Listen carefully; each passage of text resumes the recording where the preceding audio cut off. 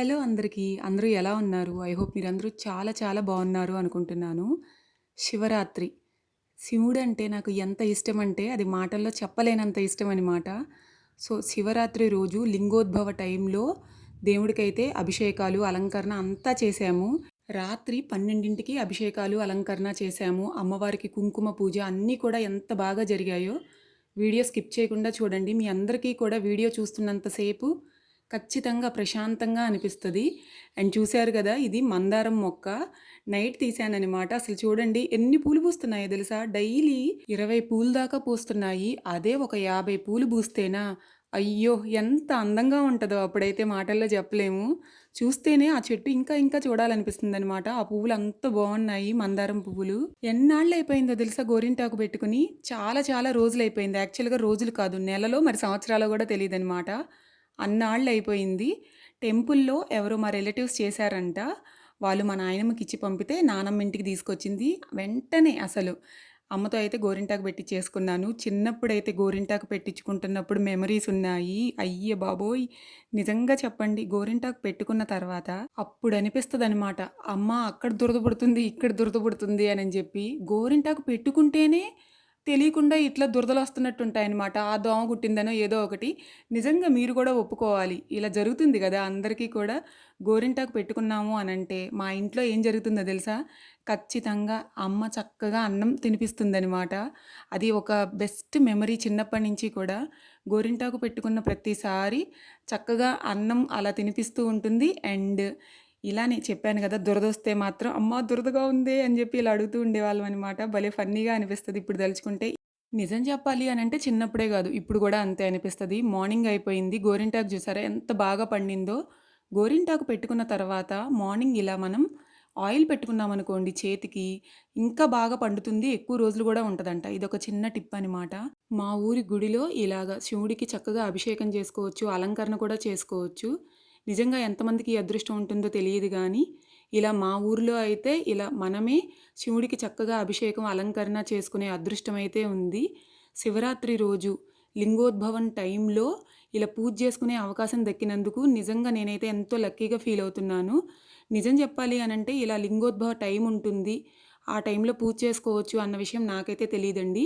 నేను నార్మల్‌గా యూట్యూబ్‌లో వీడియోస్ చూస్తున్నప్పుడు నండూరి శ్రీనివాస్ గారిది ఇలా ఒక వీడియో చూశాననమాట. ఆ వీడియోలో చూసి ఆ టైంలో పూజ చేసుకోవాలి అని జెప్పి అని అనుకున్నాను.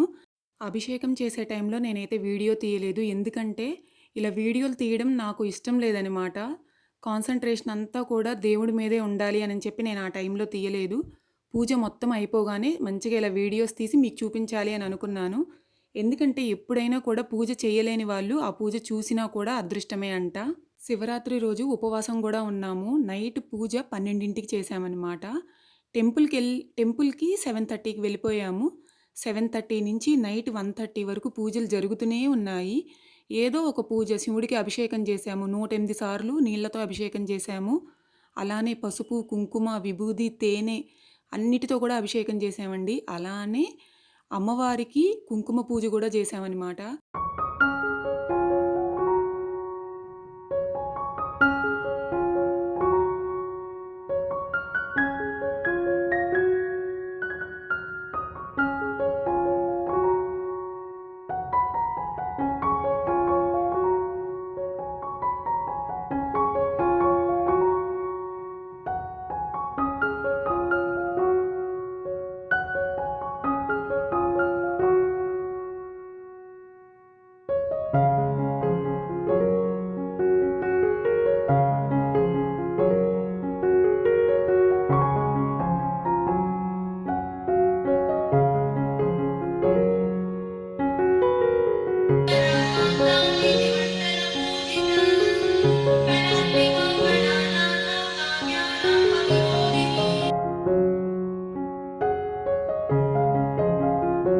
మొబైల్‌లో అష్టోత్తరాలు, అలానే లలితా సహస్రనామం 2 పెట్టుకొని, ఇలా కుంకుమ పూజ చేశామనమాట. అసలు పూజ ఎంత బాగా జరిగిందోనండి.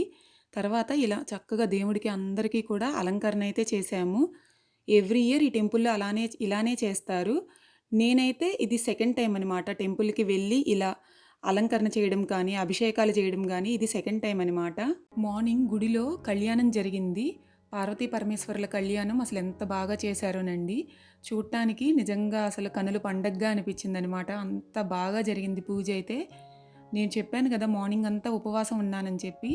నైట్ అయ్యేటప్పటికి మనకు కొంచెం నీరసంగా అలా అనిపిస్తుంది కానీ అసలు ఆ లింగోద్భవ కాలం టైంలో మాత్రం అసలు పూజ చేస్తున్నప్పుడు ఆ హ్యాపీనెస్ అమ్మో అసలు మాటల్లో చెప్పలేనిదనమాట.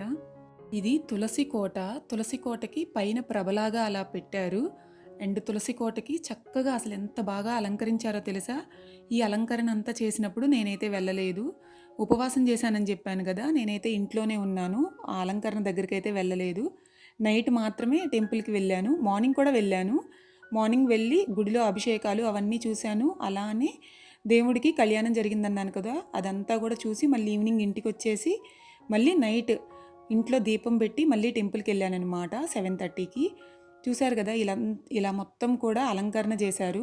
వీటిలో కొన్ని రియల్ ఫ్లవర్స్ ఉన్నాయి, కొన్ని ఆర్టిఫిషియల్ కూడా ఉన్నాయి. ఎప్పుడు ఈ గుడిలో పూజలు జరిగినా కూడా ఇలా మొత్తం మంచిగా డెకరేషన్ చేస్తారనమాట. పూజ అయితే చాలా చాలా బాగా జరిగిందండి. నిజంగా నండూరి శ్రీనివాస్ గారు వీడియోస్ చేయడం ఇలా ఎంతమందికి కొన్ని తెలియని విషయాలు తెలుస్తున్నాయో. నేను మీకు చెప్పాను కదా నాకు కూడా ఫస్ట్ టైం ఇలా లింగోద్భవ కాలం అని ఒకటి ఉంటుందనని. ఆ టైంలో ఇలా పూజ చేసుకుంటే చాలా మంచిదని చెప్పి తెలిసింది. ఆయన దయ వల్ల నేనైతే ఇలా మంచిగా పూజ చేసుకున్నాను. ఇక్కడ గుడిలో మా చుట్టాలు కూడా చాలామంది వచ్చారు. ఫైనల్గా పూజ చాలా బాగా జరిగింది. ఇంటికి వెళ్ళేటప్పటికి 1:30 అయిపోయిందనమాట. గుడి బయట నుంచి ఇలా ఉంటుంది. చాలా చిన్న గుడి. అలానే ఎంత ప్రశాంతంగా ఉంటుందో గుడి అయితే. అండ్ గోరింటాకు పెట్టుకున్నానని చెప్పాను కదా! ఇంకా గోరింటాకు కొంచెం మిగిలిందనమాట. అందుకని నెక్స్ట్ డే మళ్ళీ రైట్ హ్యాండ్కి పెట్టుకున్నాను. లాస్ట్ ఇయర్ కూడా ఈ గుడిలో శివుడికి అభిషేకం చేసినప్పుడు వీడియో తీశాను. ఆ వీడియో లింక్ మీకు డిస్క్రిప్షన్ బాక్స్లో ఇస్తాను, తప్పకుండా చూడండి. దేవుడికి చేసిన అలంకరణ అలానే అభిషేకాలు అన్నీ కూడా ఉంటాయి. ఈ సంవత్సరం శివరాత్రి చాలా చాలా బాగా జరిగింది. ఈ వీడియో మీ అందరికీ నచ్చింది అని అనుకుంటున్నాను. మళ్ళీ కలుద్దాం నెక్స్ట్ వీడియోలో. అప్పటి వరకు టేక్ కేర్, బాయ్.